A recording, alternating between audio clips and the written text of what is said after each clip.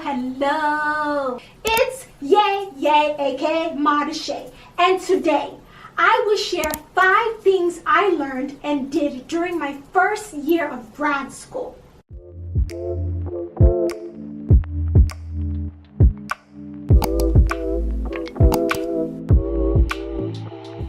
1. How to find new ways to challenge myself. I knew the importance of speaking up in a classroom setting before graduate school, and I believe in that importance so wholeheartedly that I created a video on how I do so and how it can contribute to your overall grade, which you can check out right here. But in my entrepreneurship class, I was tasked to come up with an idea and create a sales pitch in preparation for a competition where if I made it to the final round, I would have to present in front of many people. Now, I was not chosen as a finalist, but the selected person was not there and the professor asked if I wanted to present. I was not obligated to do so since I was not the first choice. But instead of dwelling on that, I took it as an opportunity to practice speaking in public for no more than 5 minutes. It was exhilarating. For me, it was not solely about the applause or whether the idea could be executed in the next 5 years or not. It was about improving my communication skills and leaning into the idea of being stared at and being uncomfortable for 5 minutes. The key word in the previous sentence is solely. I did receive an applause after, and a student came up to me afterward and said he liked my presentation and it looked like I knew what I was doing. His name was Alan Bourgeois. His comments and the applause were both appreciated, and I took note of the feedback from the audience. That experience of presenting in the auditorium in December 2021 was so memorable to me because when the opportunity presented itself, I had a template to go off on. It would not be the first, second, or third time that I did something uncomfortable where the outcome was not guaranteed to swing in my favor. When I told the professor yes, I did so because why not? What was I going to lose? Which is what I said when asked to interview for a position at Dell, which you can check out right here. Number 2, keep the progress of my educational goals to myself. I have mentioned before that I accepted a job offer as a financial analyst. I learned a lot, not just on the technical side, which I was not surprised because it was the banking industry, but also in terms of soft skills, especially when it came to writing emails. Furthermore, when I interviewed for the position, my resume stated that I was in school and I would finish in 2023, but I did not use that as an excuse not to get my work done for several reasons. 1, it was not going to benefit me doing so. As a young woman and a person of color, and please do not dismiss this and think that I'm saying this to gain pity or I'm coming from a victim mindset, because that is not the case.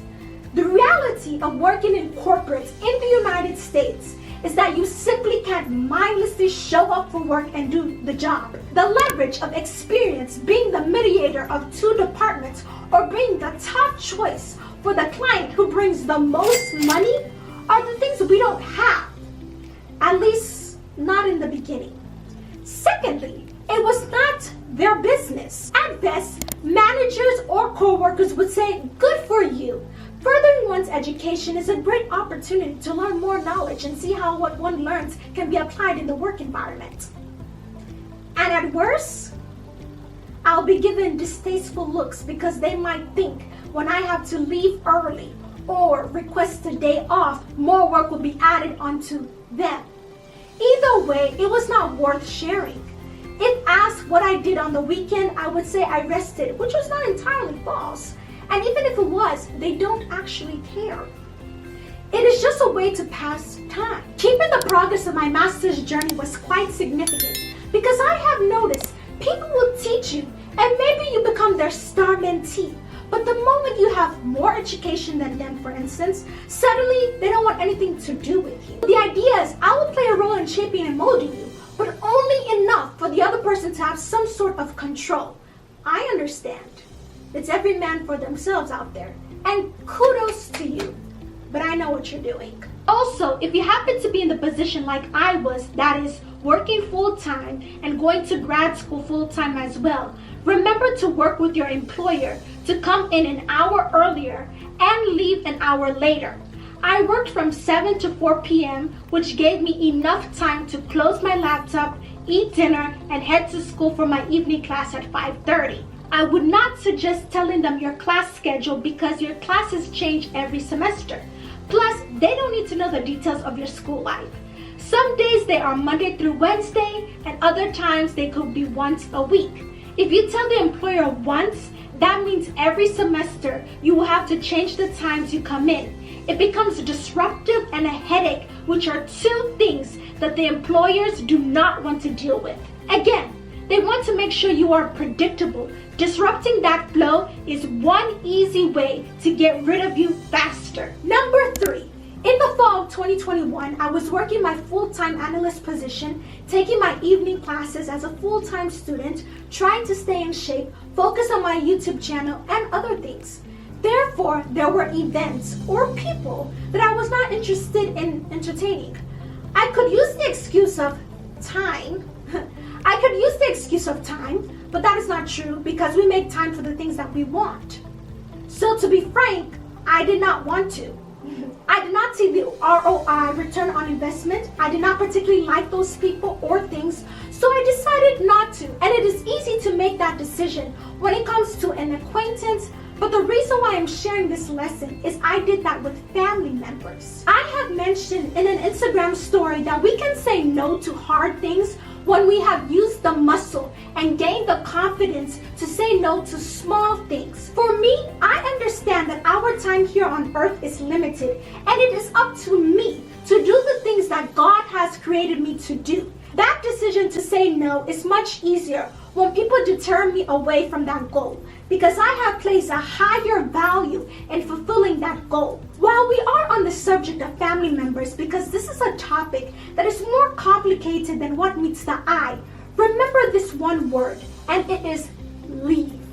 If Mr. Jesus was considered to be the most perfect human being to walk on this earth, but was constantly belittled and questioned of his greatness, can say in Mark chapter 6 verse 4, according to the New Living Translation version, a prophet is honored everywhere except in his hometown and among his relatives and his own family. Then we as imperfect mortal human beings are not immune to such a lesson. Whether you subscribe to the notion that God exists or not, the lesson of leaving or disengaging is applicable to us all because our time here on earth is numbered. And one last thing on this lesson is to meditate on this popular saying, which is often misconstrued in media and among ourselves. And it is, the blood of the covenant is thicker than the water of the womb. Number 4, and this is my favorite one. I read a book from my data and social issues class. The book is titled Invisible Women, Data Bias in a World Designed for Men by Miss Caroline Prieto Perez. And it is fantastic. What I really enjoyed about this book, which I tend to stress if you watch some of my videos where I summarize economic articles, and I look at it from a macroeconomic standpoint, is developed countries still have a lot of work to do in all sectors. In fact, it is the ongoing process of improvement, decoding, and constant re-examination that ought to inspire many. When it comes to the differences between men and women, from how diseases are diagnosed, urban planning that fails to ease a woman's hypervigilance, household labor, even to what temperature should be set in a building, and much more. It seems to the author, and I would concur, that two things are happening. One being we are failing to acknowledge the differences and therefore no changes are being made.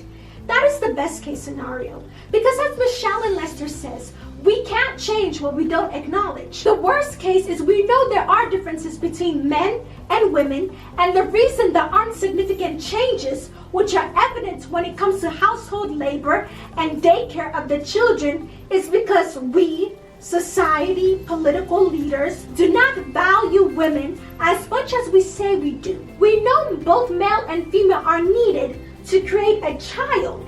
And we know 50% of humanity is made up of females, but yet their experience is not being accounted for in the data. When it comes to collecting the data, there are many factors that can be considered. But one thing this book emphasized to me is to speak up or document in writing or share visuals such as my jaw surgery videos, because the female experience can be accounted for in a micro way. I do not have control what is done on the executive or judicial level, but what I do know is individuals make up households, and households are needed by businesses and governments. So it is in the best interest of countries to account for the female experience, and if not for any reason, countries haven't done so, or not enough data has been gathered, and look where we are now. At the workplace, men say it's too hot, women say it's too cold, and this can impact their comfort, and businesses should care because this can impact how much work gets done and how much revenue is made. When cash flow is being added into the equation, the problem does not seem so myopic to ignore. Developing and underdeveloped countries need to do the same, and I'm not giving them a pass, but they need to focus on mitigating hunger, providing clean water, and etc. before they can tackle the lack of data. People need food.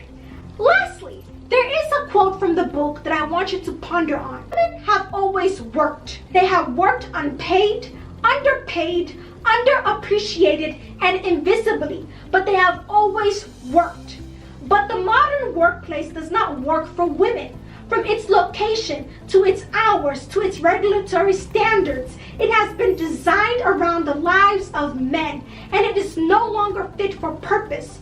The world of work needs a wholesale redesign of its regulations, of its equipment, of its culture, and this redesign must be led by data on female bodies and female lives. We have to start recognizing that the work women do is not an added extra, a bonus that we can do without.